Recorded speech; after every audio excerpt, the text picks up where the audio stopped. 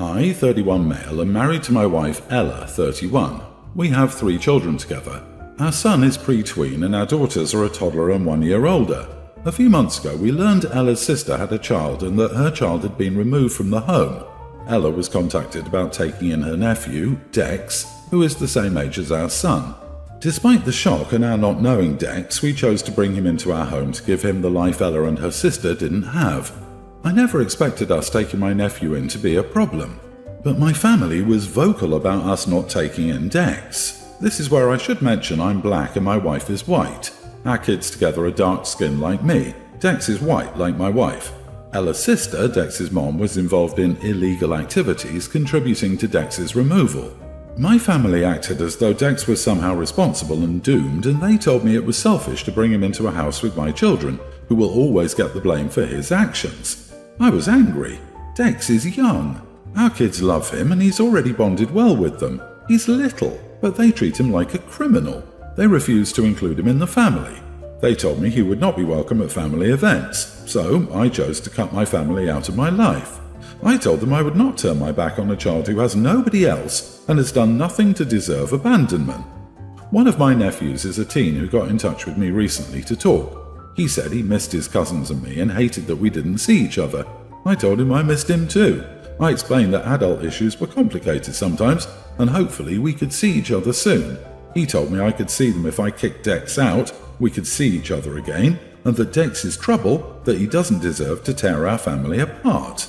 I told him Dex is a child who has nobody else. He told me he was going to be the reason my kids ended up in jail and maybe even me too. I told him it was ridiculous. He told me I was dumb and it was embarrassing to watch. He then said that Dex doesn't matter, etc. That's when I snapped. I told him I was ashamed of how he was talking about an innocent kid, and I was just as ashamed of the rest of the family who would put so much on a young child. I told him I would not dump Dex for them, which only added to how ashamed I was to have them repeatedly request that. My nephew ended the call, and straight after I got a message from my sister that I had no right to talk to her child that way. Then the rest of the family joined in, and I can't stop asking myself if it was wrong to say this to my nephew, who is still a kid. I asked myself if ending the call would have been better because dumping on a kid is perhaps not my finest moment. Am I the idiot? Not the idiot, of course. I can't blame your nephew because technically he's a child, but clearly he's getting his information from his mother. If anyone in that family reaches out again, I would firmly but calmly say, Dex is my child. If you can't open your heart to an abandoned little kid, I don't want you in my life. Funny how your family thinks that grown adults calling a little child all kinds of nasty names and criminalizing him for no reason is okay, but you telling a teen that you're ashamed of him is outrageous. Cut them all out of your life for good. And thank you to you and your wife for taking Dex in. You're doing a wonderful thing, and I could only wish all children who lack a loving home with their parents would be as lucky as him to have relatives step in. It sounds like someone put your nephew up to calling you and saying that, trying to guilt you into doing what they wanted. Go full no contact and block the family on everything. They're just going to keep pulling stunts like this. Good Lord, I can't imagine harboring so much hatred for a freaking child. I'm sorry, but a teenager is plenty old enough not to be acting like a judgmental idiot, especially about a child. His family may have brainwashed him, but he's old enough to know better. Maybe a little harsh, but he learned he couldn't push those particular buttons without getting the consequence. So you gave him the chance to back off and stop spouting the family party line, and he doubled down. Good on you for protecting Dex. My daughter, 18, graduated high school, and I hung a photo of her graduation party on the living room wall. She wants to go to a community college and will live with me and her stepdad. My husband recently earned his master's degree, and yesterday he showed me his graduation photo that he framed and prepared to hang. I asked where we would hang it, and he said in the living room. I said, great, right next to Amy's graduation photo then. He said not next to it, but instead of it. I was puzzled. I asked why, and he said that he didn't feel it was right to have his graduation photo, a master's degree, be hung next to a high school graduation photo, a high school degree. He said that both photos have different weight and value, and suggested I take my daughter's photo down and hang his instead. I was fuming because he refused to let her photo hang anywhere near his, and he had claimed the entire wall. I refused and said this photo had been here for months, and my daughter deserves to have it on display for encouragement. He got upset and said that I was making a big deal and could instead use the hallway wall or something, but I refused. We argued about it, and he insisted on having her graduation photo be taken down and not hung on the same wall as his due to the difference in degree value and weight. Also, he thought a high school photo wasn't hang-on-wall worthy and called me inconsiderate of his feelings. Finally, he said it was disrespectful to him and his efforts and said that choosing this hill to die on was ridiculous. Am I the idiot for choosing this hill to die on? Not the idiot. I'd hang it right over the toilet where his attitude belongs, so every time he goes, he can be reminded of how much of a pompous idiot he is. I also have a master's degree. I would never be so big-headed to do something like that. Wow, has his masculinity always been this fragile? How old is this man, and why does he think he needs to compete with a teenager? Why is he jealous? This is so strange. Is he also a teenager who excelled so much that he earned his master's at 18? Even if that was the case, he doesn't get to remove your daughter's photo to replace it with his. He sounds like a total idiot. If you get a PhD, will you hang his master's photo in the closet or the basement? Of course, he'd pitch a giant fit, and rightly so. Tell your husband that since he got his big boy master's degree, it's time to grow up and recognize that other people have milestones in their lives too, and that the weight and value of such things are not for him to determine. Something that, most people who have graduated elementary school have learned. Your husband just told you your daughter and her accomplishments are meaningless to him, and that she is so beneath him she is not worthy of sharing wall space with his own. These are massive red flags. However, I will bet that this is not the first red flag. Hang up a copy of a divorce application next to his photo. I, 21 female, celebrated my birthday this past Saturday. My parents, 52 female, 53 male, insisted, as they do every year, that they take me out for dinner. They do the same for my brother, teen. The general idea is that on my birthday I pick the place we go and I get to eat whatever I want, which I assume isn't out of the ordinary, but it's important later. There's never been a problem with mine or my brother's birthday dinners until 2 days ago when I picked a local chain restaurant for my birthday dinner. It's pretty nice but not over the top, and they had a cocktail on their menu I was looking forward to trying as part of my first drink. Everything was going smoothly until it was time to order our food, and I asked for a New York strip steak, cooked rare. My dad interrupted the waitress as she was asking what sides I wanted to say, "Are you sure you want that?" I said yes, and he said something about not liking blood. I didn't know what to say to that, so I sat there kind of awkwardly until he asked if I was going to finish ordering so they could order. I told the waitress what my sides would be, and then she continued around the table and got everyone else's orders. My dad asked me something about sticking with steak, and I said, "Yeah, it's my birthday," and that was until the food came. He started making faces while I was eating and ended up walking out after taking a few bites of his food, to smoke until I was done. He wouldn't come back in until Mom had told him the waitress took my plate away, and once he sat back down, he acted as if nothing had happened. I was so upset I didn't even want to eat the birthday dessert that was brought out for me. I just gave it to my brother and said I was full. After we left, my dad started ranting in the car about how bloody steaks are gross and he can't believe he sent me off to college to start eating crap like that. Then he asked if I eat raw chicken and pork and if I bite straight into eggs fresh from the fridge. My dad doesn't cook much at home, let alone steak, but when he does, he overcooks most of it. He's never made a steak that I haven't been able to refer to as cremated. I thought it was just a preference, as I've never had anything below medium well in front of him, but apparently it goes beyond that. I tried to talk to my mum about it last night and how it made me feel bad, but she told me that I should have just picked something else on the menu after Dad made his first comment and that I should have known better even if it was my birthday. I'm confused here. Am I the idiot? Not the idiot. Let me get this straight. He, a smoker, has one of the most disgusting habits to be around but can't stand to be near a rare steak.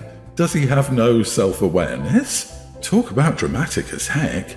Your dad has an unusual phobia or aversion, and it's kind of his responsibility to both disclose and manage his issue. Vaguely questioning you is not the same thing as disclosure. Instead of dealing with his issues, he projected negativity onto you and scolded you, and ruined your birthday. Honestly, the real monster is anyone eating steak past medium rare. OP, it's your responsibility to make sure no one ever subjects your poor infantile father to this again. Tell this story to every single person you know as a cautionary tale, asking them to take care never to eat a bloody steak in front of him, out of respect. Make sure all his work colleagues, drinking buddies, friends at his house of worship, all of his relatives and in-laws, etc. know this, so they can treat him with the deference and respect he needs. You're not telling them to humiliate him. Be very clear about that. You only want to be sure that he never, ever has to see a rare steak in person again. LMAO. I, 32 female, used to have a good relationship with my mother-in-law until I became pregnant last year. To preface, my mother-in-law is heavily invested in my partner's life as they are the firstborn child, grandchild, etc., and can do no wrong in her eyes. We had boundary issues in the past that I would usually shake off, because you can't pick your family, you know. But when we announced my pregnancy, it was like a light switch flipped, and she could suddenly see the daughter she never had coming into the world. She became involved in everything, from planning the shower to asking how doctor visits were, and trying to dictate how we would spend events. This amplified once my child was born, and my partner and I had asked for alone time to bond with our baby and for me to recover from birth. It was like I told her she would never see the baby instead of asking for time. Since then, our relationship has been cordial because I no longer trust her to respect the boundaries that I've set. We are now many months in, and she consistently refers to my child as her baby. I let it slide for a long time because I wanted to keep the peace, but after being told that she's telling my child, "We don't want mommy to pick up my baby, do we? My baby doesn't need to go home. My baby misses me and should see me more," something inside me snapped. I asked her to please refer to my child as her grandbaby, not her baby. She instantly broke down in tears and stated she didn't understand why it was a big deal because she allowed others to refer to her children that way. I reiterated that I was uncomfortable with it and would prefer her not to do it. As a side note, she is at our daycare multiple days a week, so another confrontation will likely happen again. So, am I the idiot for asking this? Not the idiot, but find new childcare ASAP. This is only going to get worse. You know she's teaching that baby to call her mama, right? Also, you have to worry about a potential grandparents' rights custody battle in certain states. The longer there is prolonged significant contact if things escalate. I think your core problem isn't with my baby versus my grandbaby. That's just a symptom. Your core problem is that your mother-in-law wants to be in control when an ordinary, reasonable woman would treasure her time with her grandchild while respecting the authority of the parents. She feels she has some control because she's providing your childcare. Unfortunately, she's not going to stop wanting control. So the only way to have her stop pushing for it is to reduce her leverage in your life. Your only option is to reduce or eliminate her access to your child. You're a parent now. It's 100% a good thing to set boundaries when it comes to your child because she's just that. Your child, not your mother-in-law's. What she's doing is not okay, and it's time to exercise your rights as your baby's mother and find a more appropriate care situation without the boundary crossing. This will only worsen as your child ages, so you might as well nip it in the bud now. Update 1. Am I the idiot for asking mother-in-law to refer to my baby as her grandbaby? I picked up my child tonight and my mother-in-law literally acted as if nothing had happened, but she kept referring to me as mommy and mama to my baby. This is something she never does, and it felt very pointed, like she was trying to make me feel crazy for confronting her. Like, am I crazy for thinking that, out of respect for my partner, I'd let him know about the confrontation so he wouldn't be blindsided by her? She's a big fan of multiple messages, and calls if she feels ignored. Much to my surprise, he sided with her and informed me that I should learn when to stay quiet and not purposely upset her because then he would have to listen to her complain. Now I'm worried she'll keep doing it because he's not going to support me on this issue. You've got a husband problem on top of the mother-in-law problem. She's a boundary stomper, and he's used to allowing it because she makes it a living nightmare when she doesn't get her way. You're really going to need him on your side if you don't want her stomping all over you for the rest of your married life. Have this conversation with him ASAP. I'd be telling my partner that his own lack of boundaries with his mother is his problem, but you're not obligated to be a doormat. I hope you finally realize where you stand now. Second place to his mommy. If you don't put your foot down and force your husband to grow a spine and stand up for his family, you and your child, mother-in-law will always have more say in your own family than you. Update 2. Am I the idiot for asking mother-in-law to refer to my baby as her grandbaby? My partner and I had a massive blowout over this issue after mother-in-law called him crying. As I mentioned before, I'm usually laid back, but today I had the time to discuss the issue and the general disrespect I feel from mother-in-law.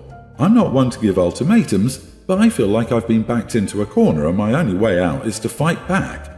I inform my partner that I'm willing to end our relationship today if they are unwilling to back me against mother-in-law on this issue and any issue that comes after that, and that I will not be the third parent to a child that was literally cut out of my body. We went over nearly every disrespectful thing that mother-in-law has said to my face and behind my back to help my partner understand why this is such an issue. I also brought up the fact that my partner's own brother was willing to have my back on this issue, but they weren't. I think that was the real kick in the pants that they needed to see that I was not blowing this issue out of proportion. We have agreed that we will be a united front to mother-in-law and that any issues will be discussed with her together, because I feel she's turned the situation to make me into the bad guy. Partner said he understood where I was coming from, but this was only after I had a full-blown meltdown. Not usually my style, but also very effective. I informed my partner that I would not have this conversation again, and if I felt unsupported, then I would be leaving that day because I would rather be single and happy instead of being in a relationship with 3 people. Also, my baby will be in daycare no later than her first birthday. This is something my partner and I have agreed on, not only for separation from mother-in-law but also proper socializing. I'm hopeful that this will get better now that we duked it out, but I'm also concurrently getting my ducks in a row just in case. Luckily, our state does not recognize grandparents' rights other than 2 hours visit every 90 days to all who mention grandparents' rights. Thank you for all the comments and info. I felt inspired by the support to have this fight. I hate that it was such a big fight, but God, I feel so much better getting it out there.